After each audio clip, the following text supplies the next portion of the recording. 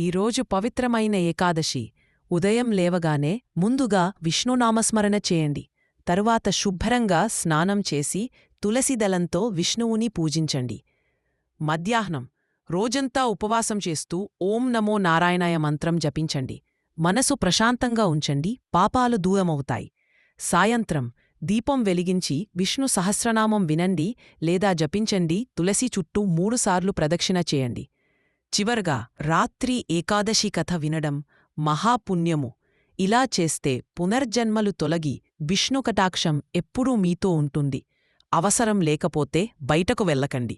ఎందుకు అంటే ఈరోజు మన శరీరం, మనసు రెండూ ధ్యానం, ఉపవాసం కోసం అత్యంత పవిత్రంగా ఉంటాయి. అధిక శబ్దం, కాలుష్యం, అలజడి మన ఆధ్యాత్మిక శక్తిని తగ్గిస్తాయి. అందుకే ఇంటి వద్దే పూజ, జపం, తులసి సేవ చేస్తే విష్ణుకటాక్షం రెట్టింపు అవుతుంది.